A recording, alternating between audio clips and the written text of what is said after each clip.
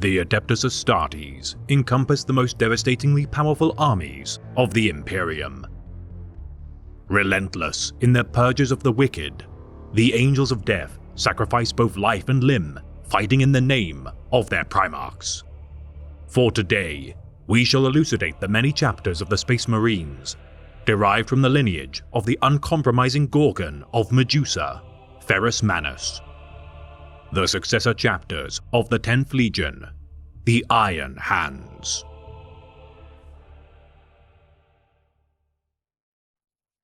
The Iron Hands are not saviors, nor should we be. A man who cannot save himself is weak, and the weak do not deserve to be saved. For such a man, only death is fitting. This we can provide. The Emperor's angels, despite their many strengths, are not immune to weakness, for even amongst his greatest servants of the legions, thousands would fall to the lure of the ruinous powers and their own decadent delights.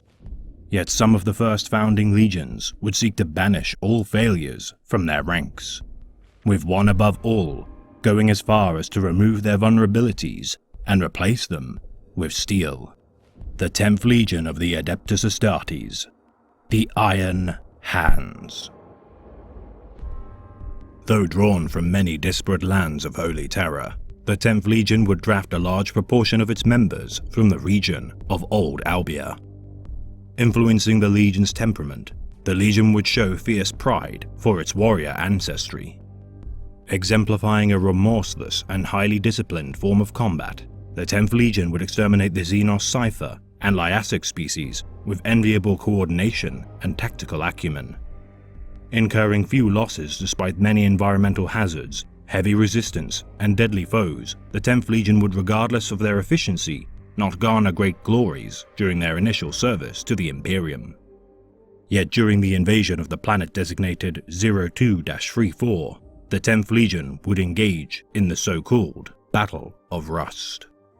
With the Emperor commanding the 10th Legion alongside his own custodians, the 10th Legion would be instrumental in the then largest Imperial mass offensive battle of the era. Losing less than 1/5 of its Astartes, the planet of Rust would be conquered by the 10th Legion. The Legion's use of the Hammer and Storm strategy would be so effective that such a tactic would be employed by the 4th and 13th Legions of Astartes thereafter. Given the title of Stormwalkers, the 10th Legion would soon after hear news of the discovery of their Primarch on the world of Medusa. A discovery which would forever change the Legion. The son of the Emperor would raise himself within the mountain peak of Karashi amongst the ancient technologies left by a long-dormant species. Defeating a mechanized ancient creature of metal, a Sionov, within the mountain, the fierce young man would melt the creature's hide with Karashi's molten rivers of lava. The molten necrodermis metal would coat the young Primarch's arms, and the peoples of Medusa would know the man as Ferrus Manus, the Iron-Handed. Battling the Medusan clans into submission, Ferrus Manus would demand obedience from his subjugated peoples. Exchanging his own instincts for technological intuition for the secrets of the Iron Fathers and tech priests of Medusa, Manus would craft marvels of technology and weapons of peerless might. Strengthening the Medusan people, their civilization would grow rapidly until the arrival of the Emperor of Mankind. Amongst the first of his sons to be found, Ferrus Manus would pledge his allegiance to his father and be installed as the commander of his Astartes Legion. Ascending from warlord to general of the Imperium, Manus would rename his legion in his image, the Iron Hands. Deconstructing and rebuilding his legion with the care of an artisan watchmaker, Manus would reforge his legion's command structure and ideals. Crafting his Iron Tenth anew and incorporating his Medusan inhabitants into the legion, Manus would purge his legion of virtues and ideals incompatible to his own. Weeding the weak from the strong, not only amongst the populace of Medusa, but his own Astartes, the Iron Hands would be reborn as the single most ruthless and calculating of all the legions. Battle-proven during their service to the Great Crusade, the Iron Hands would fight alongside many of their brother legions with distinction. Yet amongst all of them, the most notable bonds of brotherhood would be forged with the 3rd Legion of the Adeptus Astartes, the Emperor's Children. With Primarchs Fulgrim and Verus Manus as bonds of brotherhood forged under their shared craftsmanship and alchemical sciences, their legions would follow suit in their shared respect and brotherhood. Both legions perceived as strange outcasts from their brothers within their own rights, the 2 legions would revel in their otherness in comparison to their kin. With the 3rd Legion perceived as peacocks of style over substance warfare, and the 10th observed as dull engines of war, both would complement each other by virtue of their stark contrast. Both legions obsessed with pleasing their Primarchs, they would also share their competitive natures as both warriors and artisans. Yet unlike Primarch Fulgrim, Verus would mentor his Genesons less as a father figure and more as an overlord. Quick to anger, Verus would be intolerant of failure or weakness, quipped by Fulgrim as similar to the ancient monster of terror, the Gorgon. Manus would bear his new title with grim pride. Uncaring for what the wider Imperium would regard him as, Manus would command his legion with rigid and rational discipline, crafting his Genesons into harsh, direct, and indomitable warriors, gaining acclaim and renown throughout the Great Crusade for their deeds as the hammer blow of the Imperium, though not the greatest in number of the Astartes legions, would nonetheless be regarded as one of the single mightiest armies of the Space Marines. However, their might would soon be sundered, tragically, at the hands of their own most steadfast and beloved allies. During the formation of the coup, Horus would send Fulgrim to convince his most beloved brother to join the usurpers of the throne in their campaign against the Emperor. Refusing outright, Verus and his honor guard would be ambushed by the Emperor's children, beating the Gorgon unconscious whilst all but his Morlock captain, Gabriel Santor, would be slaughtered by their once allies. With news brought to the Loyalist legions confirmed by the defected Death Guard captain, Nathaniel Garrow, on Holy Terror, the Emperor would command his remaining loyal sons of the Imperium to crush the War Master's rebellion. Consisting of 2 waves of assault, 7 legions of the Adeptus Astartes would crush the traitors. Given command of the assault, Verus Manus would lead the Loyalist forces to the Istvan system to bring justice to the War Master. The first assault composed of the Iron Hands, Salamanders, and Raven Guard. Their assault would be supported with the second wave, consisting of the Iron Warriors, Night Lords, Word Bearers, and Alpha Legion. Assembling at the world of Istvan V, the battle would begin. The first wave of Loyalists would engage the smaller in number traitor forces. The battle would be the bloodiest ever seen in the Imperium's history, yet the bloodshed had only just begun. With the arrival of the second wave of legions descending onto Istvan V, the battle would become a slaughter, though not in favor of the Loyalists. Turning on their brethren, the 4 legions and their Primarchs would turn on their allies and rain death unto the 10th, 18th, and 19th legions. With the traitors surrounding the Loyalist armies, the Emperor's children would descend unto the Iron Hands, with Primarch Fulgrim and Verus Manus engaging in single combat. Yet despite the rage and fury of the 10th Legion's Primarch, Verus Manus would be slain by the treacherous Fulgrim. The Iron Hands would be decimated alongside their Loyalist kin, and in one fell swoop, the Iron Hands would incur the single largest catastrophic loss in their history. With over 60,000 Astartes lost in a single day during the battle, and the Loyalist Primarchs lost during the massacre, the now shattered legions would retreat from the battle and escape the planet in fragments of their former strength, with none incurring a higher cost than the Iron Hands. Unable to bring their once tremendous might to face the traitors to the throne, the Iron Hands would conduct hit-and-run guerrilla warfare against key traitor outposts and staging areas. Aiding the much larger Loyalist legions in their struggle against the War Master, the Iron Hands would be driven by unbridled anger in their quest to destroy their traitorous kin. Aiding in the scouring of the fleeing traitors, the Iron Hands would demand their pound of flesh as revenge for their fallen brothers and Genefather. Yet alike to a shattered blade, the fragments of the Iron Hands would require reforging, and with the defeat of the War Master, Horus Lupercal, and the interment of the Emperor upon the Golden Throne, the Iron Hands would rebuild. The leaders of the 10th would form the Iron Council and resolve that no singular Astartes would command the Legion. As other legions would continue to hound the enemies of the Imperium, the Iron Council would begin the so-called tempering of the chapter and conclude that their downfall had been a result of their fiery temperament. Determined to embrace cold logic and dispassionate analysis to its extreme, after 86 Medusan day cycles, the conclave of the tempering would rule in favor of the Legion's embrace of steel. Blaming humanity's own avarice and jealousy to dragging itself into the mire, the Iron Hands would not repeat the same patterns and mistakes. Embarking on a campaign of bloodletting fueled by the Iron Temp's mechanical logistics, the remnants of the Legion would ally themselves further with the Adeptus Mechanicus by dint of their shared rejection of the weakness of flesh. Now favored by the Adepts of Mars above all loyalists, the Iron Hands would gain unprecedented knowledge and access to armaments kept secret by the children of the Omnissiah. Perceiving their augmentations and cybernetic limbs no longer as an appendage, but rather the true pinnacle of their ascension as warriors. Utilizing the full extent of their genetically enhanced bodies' ability to quickly recover from surgeries, the Iron Hands would en masse replace their limbs and organs. With the most veteran of the Iron Tenth bearing their augmentations as marks of honor and service, the Astartes of the Iron Hands would swiftly embrace the surety of steel.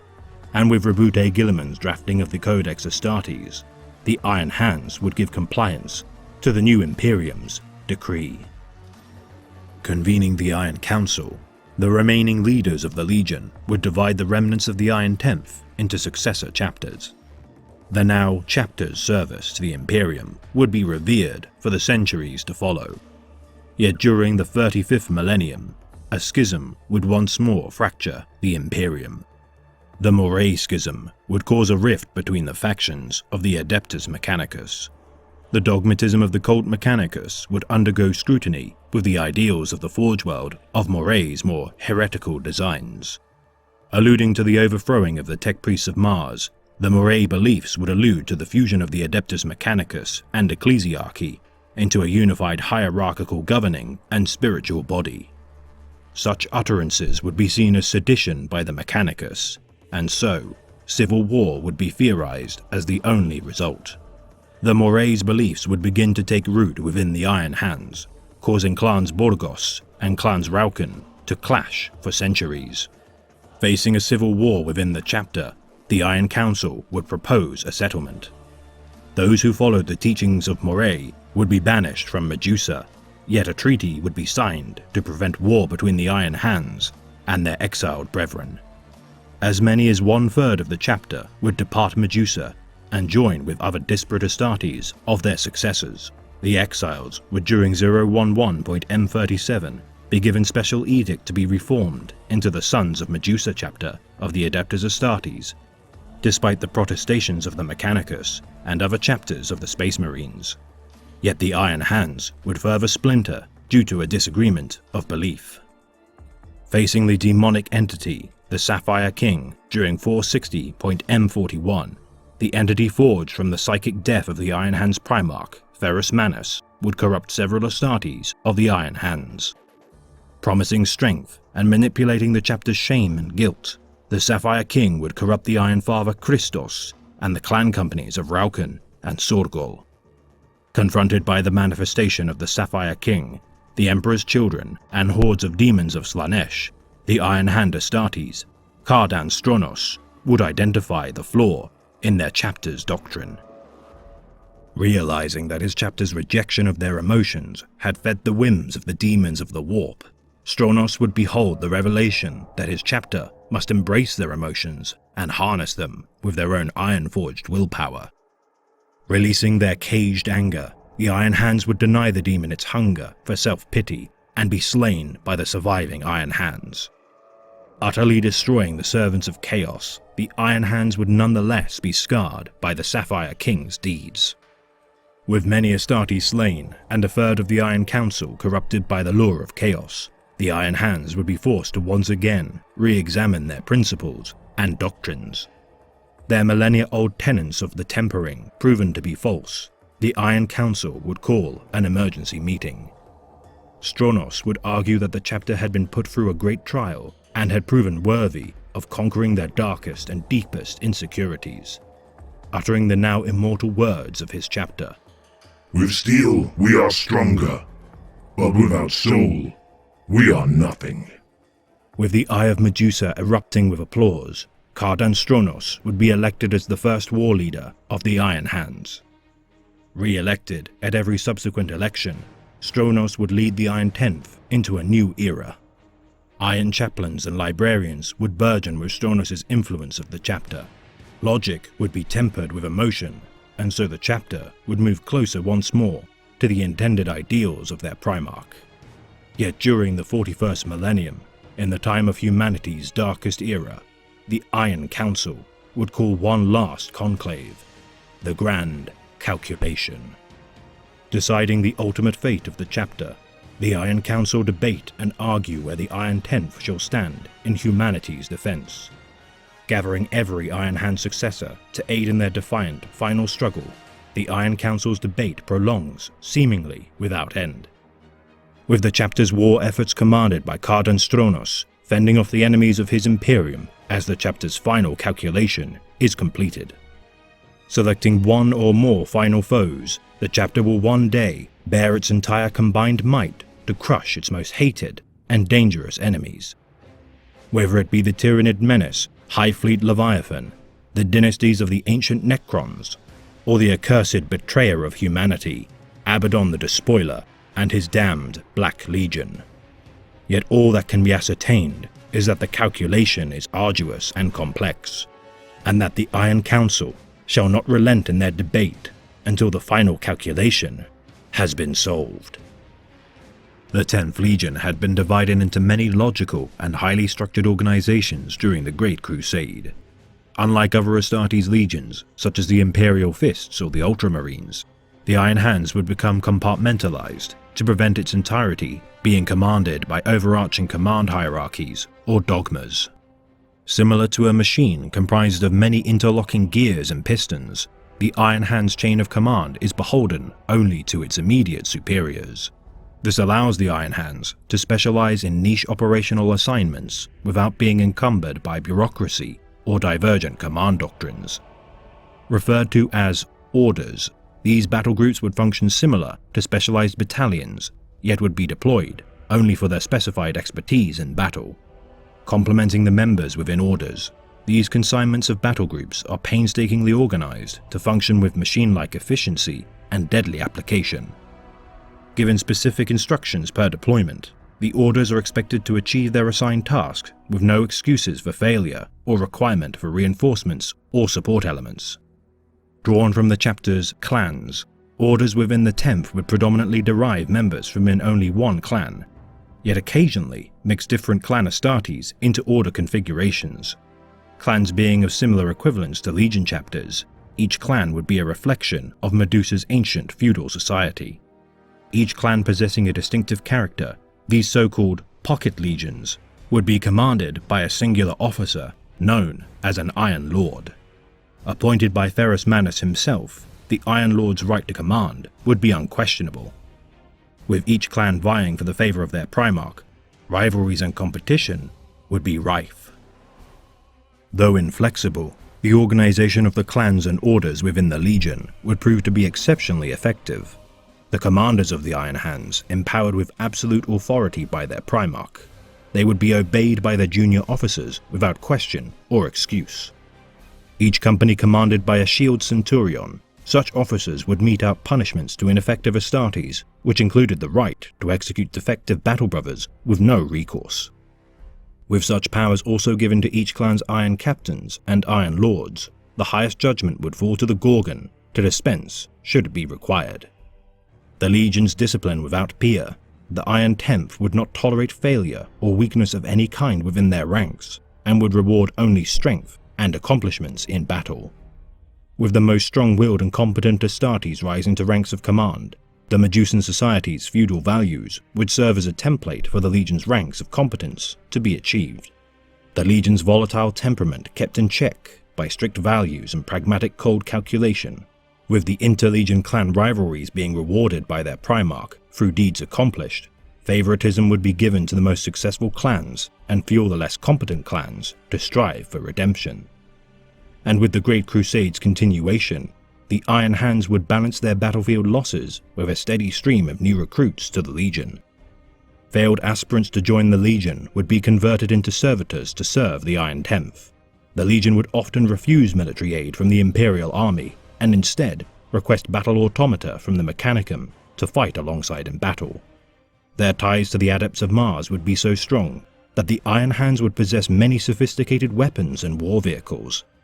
Given access to cybernetic implants only employed by the Mechanicum, the Iron Hands also stocked large proportions of the Mechanicus' deadliest weapons, such as grav weapons, laser destroyers, and conversion beamers. Their collaboration with the Mechanicum, bearing new weapons and armor system breakthroughs that would be disseminated within the wider Imperium, such as the Indomitus pattern Terminator armor suits, Stormbreaker pattern Thunderhammers, and more potent equipment which the Iron Hands would keep to themselves. With the Legion's elite Gorgon Terminator squads equipped with the unique Gorgon pattern Terminator armor, such suits would be bonded to their wearers. Though extremely painful to graft onto the Astartes within, such armor would be seen as a great honor to bear. Despite its final design never seeing fulfillment, with the untimely death of Ferrus Manus. Relying heavily on their bountiful armored divisions, the Iron Hands would field unique formations of vehicles as distinct individual companies known as the Armored Echelons, ranging from between a dozen to even several hundreds of vehicles. From battle consignments of dozens of Predator tanks and Land Raiders and handfuls of Fellblades, the Iron Hands vehicle battalions would be the largest of any single Astartes Legion. Yet tragically, the vast majority of the Iron Hands armored divisions would be lost during the Istvan V Dropside Massacre. The Iron Hands would enter the battlefield of Istvan with an estimated 113,000 Astartes, yet be decimated during the massacre. Losing entire clans, such as the then most favored by their Primarch, the Averni clan, the remnant Iron Fathers of the Legion would convene at their homeworld of Medusa and begin the recruitment and creation of new Astartes. The bountiful gene stores of Medusa, capable of rebuilding the Iron Hands, the clans of the Great Crusade would dwindle and be replaced with newer and more robust clans in the wake of the heresy. With the clans Atraxi, Borga, Felg, Kedoron, and Ungavar fading from the Legion's history, the remnants of the Moragul clan surviving in numbers capable of one day forming the Iron Hand successor chapters, the Brazen Claws and Red Talons. With the Legion's transition into a Codex Astartes compliant chapter, the Iron Hands would divide its Astartes into 10 new clan companies. Consisting of 100 Astartes per company, alike to their original clan orders, they would function as highly specialized formations. Led by their Iron Captains, each clan formed squads known as Claves. Autonomous and nomadic in nature, each clan maintains a mobile fortress monastery within great land behemoths, which traverse Medusa's dangerous landscape. The foremost elite clan, Averni, bears the burden of failing to protect their Primarch. Fighting alongside Ferrus Manus during Istvan V, the Averni clan, whilst the foremost of warriors amongst the Iron Tenth, also instills its members with the bittersweet duty to absolve their shame. Clan Garsak serves as the second company. Led by Iron Father Cardan Stronos during 900.M41, Clan Garsak would defeat the Necron dynasties of the Crimson King alongside their Brazen Claw brethren. Clan Garsak has gained a reputation as exemplary warriors while specializing in battle strategy and war council preparation. Clan Rolkan, the third company, would be commanded by Captain Arvan Ralph. After incurring heavy losses to an Emperor's Children ambush during 929.M41, which resulted in the death of Iron Captain Maklon and their tech marine Darmos, the clan would be censured by the Iron Council. Replacing Captain Ralph with Iron Father Christos, the clan would begin to regain its honor, until Iron Father Christos' corruption by the Slaneshi demon known as the Sapphire King. Yet with Captain Ralph's return as commander of the clan, they would recover a portion of its glory in defending Medusa from the onslaught of Abaddon the Despoiler's 13th Black Crusade during 999.M41. Clan Kargul is commanded by the Iron Council's venerable dreadnought, war leader Banus. A precise and revered clan, they follow the example of Banus and gain much glory for their service. Clan Harmek served as the mechanical savants of the chapter. Drawing their stock from the serfs of the chapter, the members of Clan Harmek ascend to the Relic Guard and preserve the chapter's ancient technologies and war machines. Clan Sorgol are charged with protecting their homeworld's Medusan reach, the domains of outposts scattered throughout the Medusan subsector. Clan Borgos are the second support company to Clan Sorgol. Marked by past technological heresies, Clan Borgos assists other clan companies by adding their strength to difficult engagements in order to redeem their past transgressions. Clan Morlag specialize in pinpoint strategic deployments and tactical lightning strike assaults. Experts in close support, the Iron Temp's shock troopers revel in causing crippling strikes at vulnerable enemy formations. Clan Vurgan is a well-regarded company led by Iron Captain Agar Verox. Achieving glory during the Third War of Armageddon, the Grail Sword campaign, and the defense of Medusa during the 13th Black Crusade, Clan Vurgan are characterized by their intense aggression and fury during battle. Implanted with surgical and augmetic implants to temper their rage, the Iron Council undo their emotional outbursts with the surety of steel.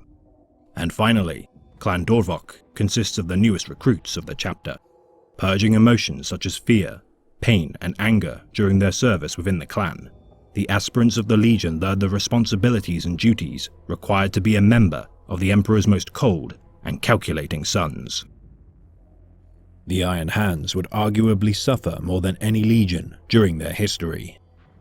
The first legion to witness the death of their Primarch, the Iron Hands would also be decimated and continually crippled following the Horus Heresy and beyond. Emboldened in their actions to redeem themselves of their failures and to strive to be better than their compatriots within their brethren legions, the Iron Hands would eradicate their weakness with the adoption of the machine. With neophytes of the chapter beginning their journey to replace their biological parts with the ritual severing of their left hands and replacement with a bionic prosthesis. Whether severed by their own remaining hand or plunging their fist into the searing lava flows of Medusa, this act of commitment by every Astartes of the Iron Hands is without question. Self-inflicting scars and burns on their flesh, the Iron Hand's skin is left as little more than scar tissue. Each implant and appendage of steel removing a portion of their flesh until they are immune to physical pain. With many of the veterans of the chapter left of little organic matter besides their brains and a selection of organs. Many Iron Hands are driven to one day ascend to become a dreadnought of the chapter, as it is the highest of honors for the Iron Tenth to don the sarcophagus of the war shell of such a machine of war. Augmenting their vertebrae with links of neural relays, the Iron Hands call such strands forge chains. Forged of different materials dependent on the clan company the Astartes is assigned to, the forged chains reinforce their allegiance to their clan, reminding their bearers of the bonds that strengthen their brethren, and the might inherent within their inclusion and unity. And for those of the chapter whom prove to be the greatest servants of his Imperium, they shall be given the blessing of Iron. Removing the final links of flesh to his body, the blessing of Iron brings its bearer closer to the machine god by unshackling them of their personality to better serve the Omnissiah. Blending their own beliefs with the doctrines of the Codex Astartes, the Iron Hands comply to its rulings whilst retaining their heritage. Painting their armor with the monochrome and black of its initial founding, they adorn their left pauldron with the chapter's heraldry, their right pauldron bearing their clan. Using their left knee plate to denote their tactical role, such as battle line, close support, fire support, veteran, or command staff. Yet in millennia past, they had previously used their left greave. A select few Iron Fathers still maintain this tradition of heraldry. The right knee plate designates the Astartes squad number in Low Gothic, whilst their rank is denoted by a combination of their helmet styling, knee plates, and pauldron markings. Yet each clan deviates slightly in such ranking structures. For example, Clan Rauken designate their sergeants by brandishing a white skull on the center of their helmets. Their veterans use white painting on the crest of their helmet, and veteran sergeants use a white stripe with a white skull centered upon it. Their lieutenants paint their helmets completely white and add a starburst design to the skull icon, whilst the Iron Captains of the clan bear a white helm with a skull and a golden-winged skull on their right pauldron. Librarians of the chapter bear the blue armor paintings compliant with the Adeptus Astartes. Apothecaries paint their entire right arm, backpack, and shoulder guard white, with an added white stripe on their helmet to identify them as medics of the chapter. Yet unlike the Codex Astartes outlines for tech marines and chaplains, the Iron Hands blur the lines between these distinct ranks with their own unique hierarchical figures, the Iron Fathers. The Iron Fathers acting as both spiritual and technological mentors of the chapter, and as such often combine the qualities of both to fulfill their role as the leaders of the chapter. For their duty is the greatest among the Iron Tenth, to guide the future of the sons of Ferrus Manus and Emperor Willing, leading them from their never-ending shame and anger. Our chapter was driven to the very lip of the precipice. We were forced to stare over its edge into the Stygian depths, into the darkness that awaits us, should we ever fall. Yet fall we did not. What saved us from this terrible plunge, brothers? What has proven our redemption? Not logic, not the desperate, dogmatic purge of all things perceived as weak. It were our souls that saved us, and the strength we hold within ourselves. It was these qualities which make us more than just unthinking steel that pulled us back from the brink.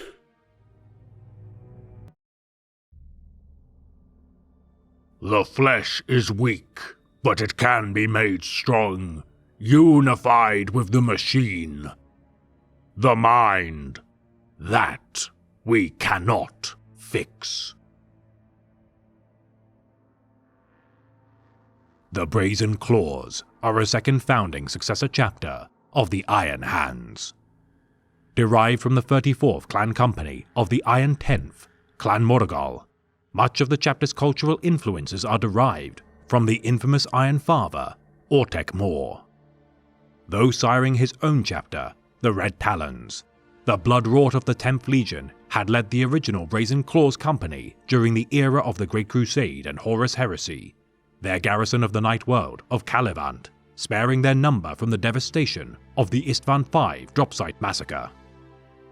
Imbued with the stubborn character of the Gorgon, with their founding into a successor chapter following the Horus Heresy, the Brazen Claws refused to yield even during the most costly of battles.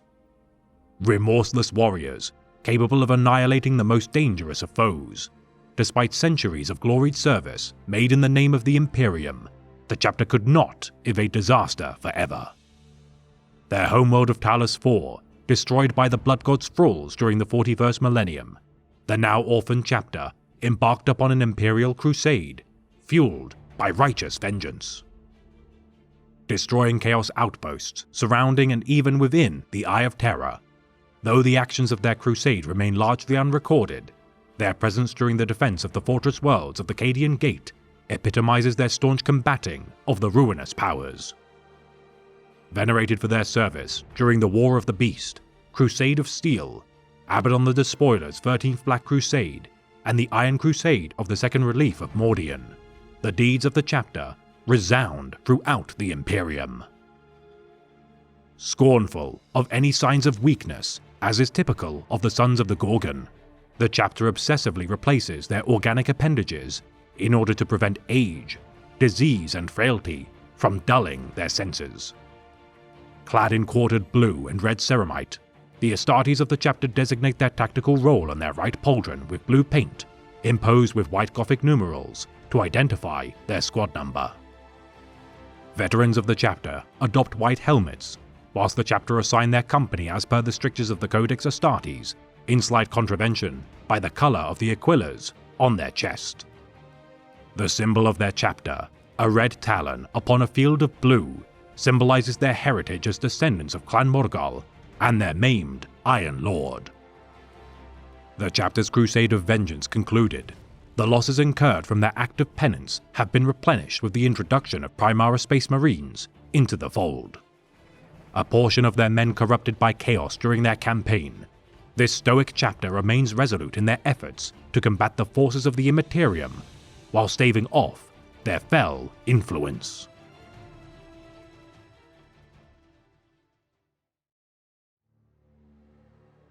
And this land shall be yours, that you shall be its masters, and its peoples bow down to you.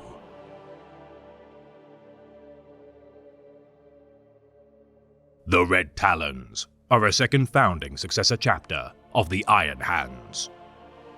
Derived from the clan company of Morgul, comprised of the former Legion's most unstable and derided members, under the leadership of their founder, Iron Lord Ortek Mor, the chapter has earned a merciless and brutal reputation. Arriving at the Battle of Istvan V during the height of the slaughter, Ortek Mor attempted to breach the traitor blockades in order to save the life of his Primarch, yet failed in the attempt. Breaching their lines, yet incurring massive damage, Mor's Grand Cruiser, the Red Talon, escaped the battle bloody, yet bruised. Fighting the traitors as a band apart from their broken kinsmen, Clan Morgul adopted the moniker of the Red Talons and waged war within the Coronet Deeps by bombarding the world of Gethsemane Colonus. Crushing the Horusite Overseers within a mere solar hour, the first great persecution of the Red Talons inflicted a loss of resources for the War Master's rebellion within the plumes of nuclear fire. Accounts of further devastation upon the mining world of Saria Major, Lokuta Station, and Nashe's world point to the clan company's methods, and for the remainder of the Civil War, they would harry the traitor forces. Established as a successor chapter of the Iron Tenth during the Great Scouring, these bloodthirsty and cruel warriors remained as one of the few remnants of the Legion's amassed strength. Venerated for their involvement during the War of the Beast, War of the False Primarch, Draxian Incursion, Gothic War, Battle of Amion, and Orask Wars, their actions have been lauded by the Imperium despite their harsh methods.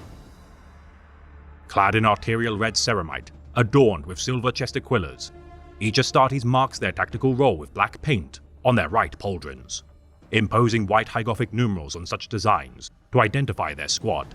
As a Codex-compliant chapter, each warrior outlines their company with the prescribed trim on their pauldrons. The symbol of their chapter, a crimson talon on a black roundel, originates from their clan company of old and the personal heraldry of the Bloodrort's honor guard. Upholding their vendetta against the traitor legions, fueling their desire for vengeance. On several occasions, the chapter has been tasked by the High Lords of Terror with purging renegades of their creed. Their bloody tactics and uncompromising methods of waging war, enough to make even the most loyal scions of the Emperor feel uneasy.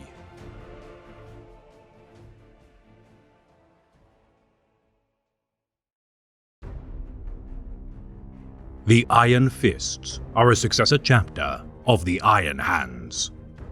Created during an unknown founding for mysterious purpose, all that can be gleaned of these enigmatic sons of the Gorgon are their methods of waging war.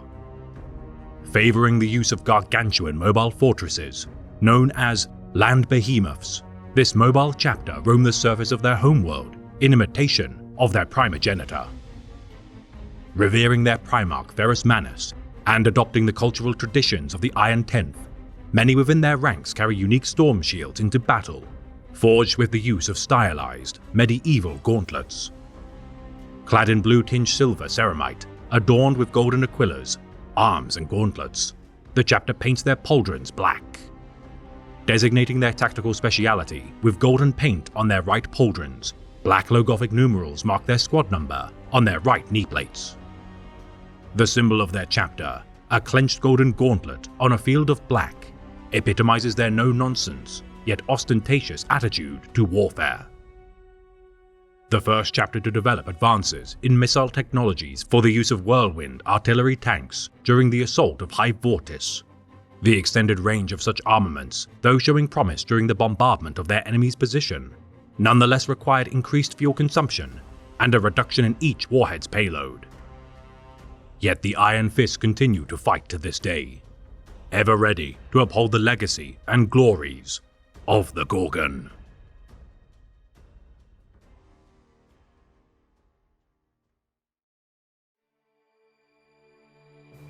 You must have a plan. A way out of this nightmare. Yes. The alien's wretched existence will be ended within the hour. You will help us see to it. Moran lifted his head from Caladan's pauldron. Dried blood from the sergeant's armor was caked in his hair. This isn't my life, Sergeant. I have seen such horrors today. Such violence. Caladan snorted. Violence? You have seen nothing. Every day, our chapter maintains the iron grip, keeping the Barghesi from unleashing devastation. That is the true test. The fight we were made for. Overhearing their conversation, Endaka slowed his pace, the chaplain falling in alongside Caladan. Our brother fell, saving your life, human. His voice was hard as granite. Persalia's part in the Great Vigil is done. You cannot repay that debt, but you will do what we demand. Caladan was moved by Endaka's anger.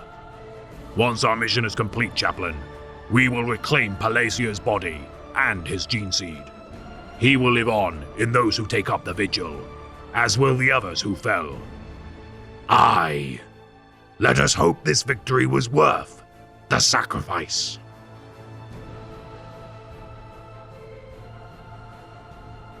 The Iron Lords are a successor chapter of the Iron Hands. Tasked to guard the Grendel stars during the 38th millennium from an aggressive and intelligent Xenos species known as the Barghesi, these sons of the Gorgon hold the line until such time that the Imperium can muster enough strength to exterminate the aliens.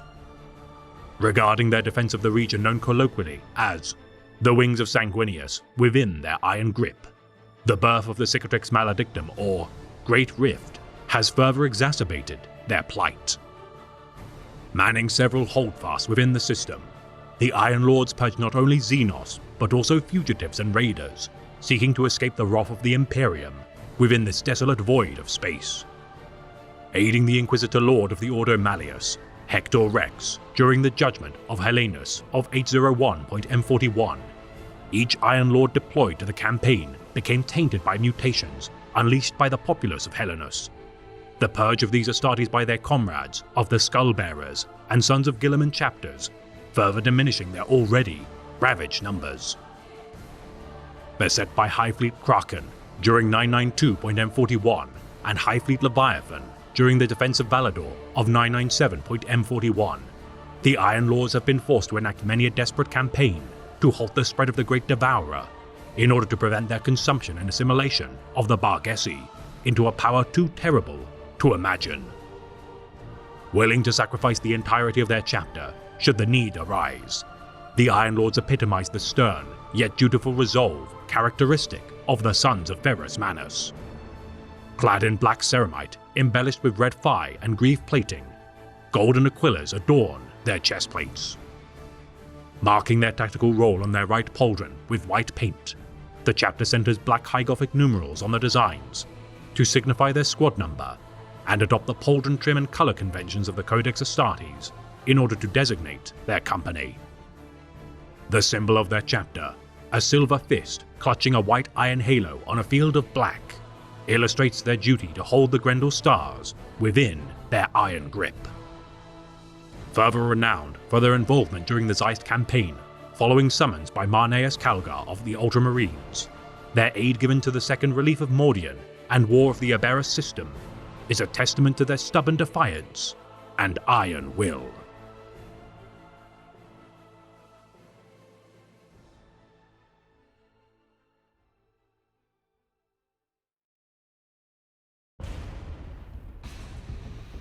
I trust these automata weapons far more than any mortal ally. Their machine spirits have served our chapter faithfully for centuries, and are sure to stand where mortal hearts succumb to fear. Just like us, they know no fear. The Sons of Medusa are a successor chapter of the Iron Hands. Founded during the Nova Terra interregnum of the 35th millennium, this fractious era of civil war would be characterized by squabbling factions across the length and breadth of the Imperium.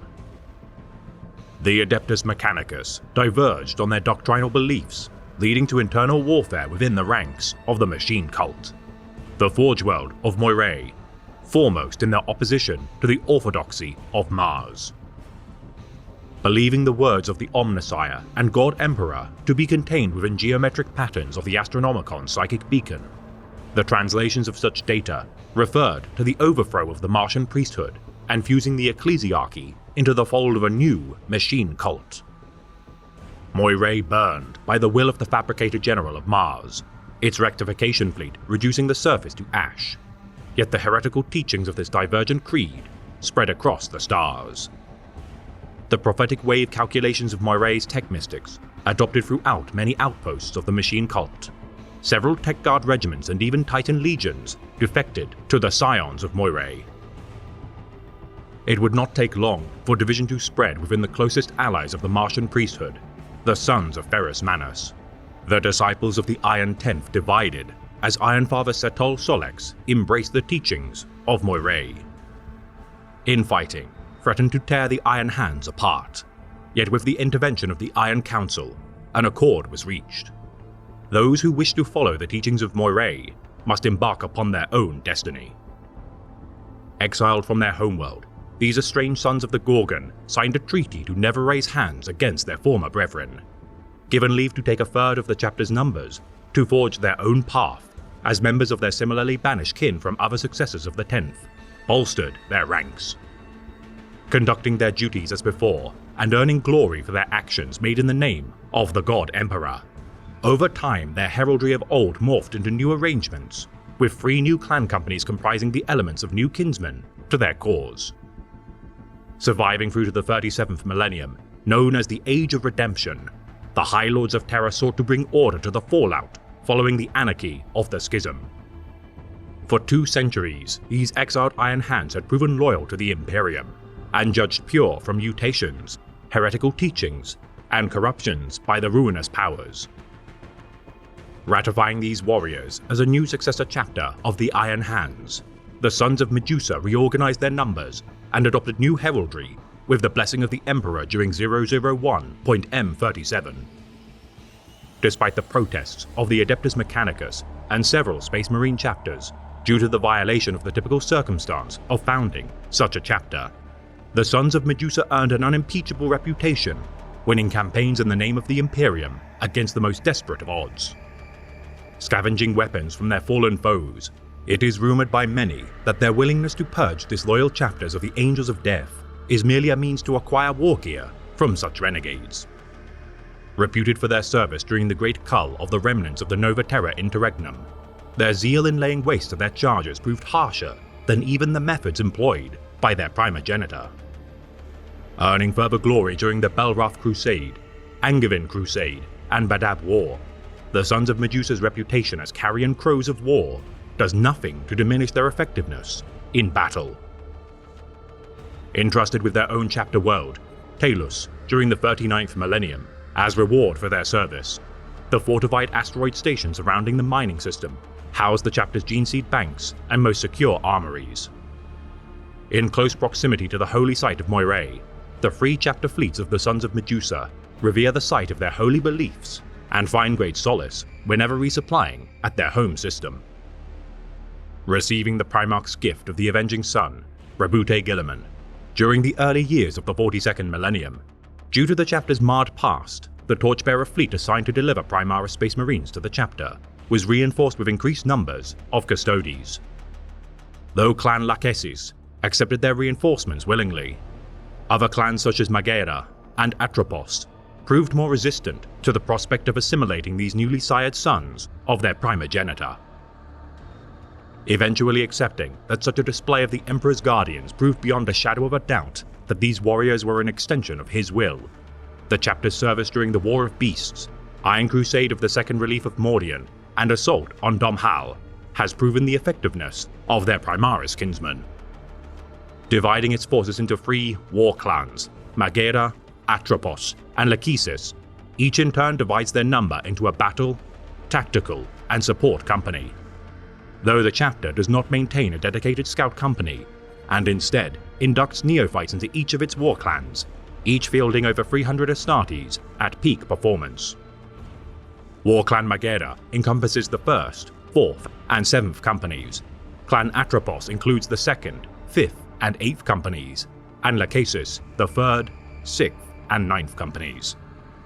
Notorious for their harsh treatment of neophytes, the Sons of Medusa forgive no weakness and reward failure of any kind with turning their unworthy recruits into servitors. Due to their lack of a dedicated chapter master, the chapter command is outlined by the Council of Three, each war clan led by an Iron Thane, supported by a clan captain and dedicated chaplain. Utilizing tech marines in excess of most chapters of the Astartes, when brought into conclave within the Chamber Ferrum of the chapter, the tech marines enforce the will of their Iron Thanes and advises the Council of Three. Largely codex compliant, with only slight deviations from their inherited clan hierarchy of their primogenitor, the Sons of Medusa, alike to their forebears, abhor the weakness of flesh and ritualistically replace their organs and limbs with synthetic replacements. Armed with among the most powerful weapons of any Space Marine chapter, whispers circulate that the chapter is capable of constructing new dreadnought chassis and rare variants of Land Raider tanks. Hurling themselves into the most bitter conflicts with no restraint, these disciples of the Gorgon relentlessly advance on enemy positions, fueled by righteous hatred for the detractors of the God Emperor and the Omnissiah. Upholding the Moirae Creed, albeit in a much twisted version, influenced by the teachings of Ferrus Manus, the Sons of Medusa use unknown methods of auto-prescience to reach war zones before they burgeon. With their adoption of Primaris Space Marines into the fold, rumors persist that such Astartes exhibit the gift of foresight, further bolstering their auto-prescience for battle, and as a result, further alienating them from the Adepts of Mars and their founding chapter. Taking little to no pleasure in succeeding in battle, every engagement is merely a duty to be upheld by their cold and calculating Space Marines, seeing each defeat as a flaw to be rectified. Clad in emerald green ceramite trimmed with black, each Astartes wears white helmets and marks their war clan affiliation on their right knee plate. Tech Marines of the chapter painting the insets of their pauldrons Martian red and adopting the symbol of the Chamber Ferrum on their right pauldron to identify their rank. Depicting their squad number with high Gothic numerals on their left knee plate, each Astartes denotes their tactical role with black paint on their right pauldron, centered with white high Gothic numerals to identify their company. The symbol of their chapter, a stylized skull on an 8-pointed iron halo. Each war clan varies in the color scheme of the design, with Clan Magera using white, Atropos using sable black, and Lachesis using silver, each upon a field of emerald. Aggressively striving to further prove their reputation as among the most deadly warriors of the Adeptus Astartes, no matter their glories won in the name of the Emperor, the Sons of Medusa shall never fully absolve themselves of their controversial past.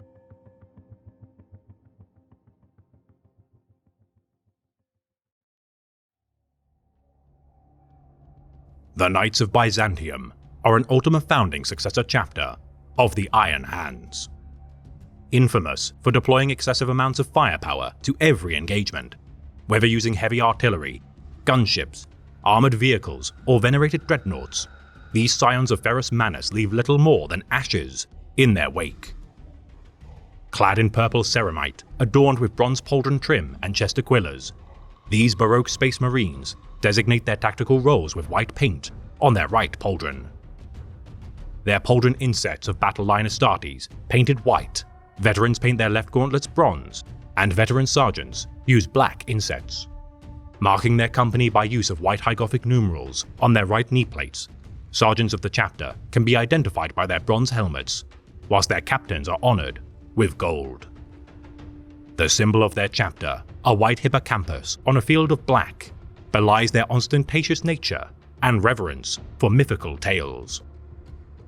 honoring the legacy of their primogenitor as they embark across the stars. As the sole Ultima founding inheritor of their Primarch's gene seed, these Knights of the Gorgon fight with unmatched zeal to earn glory in his name.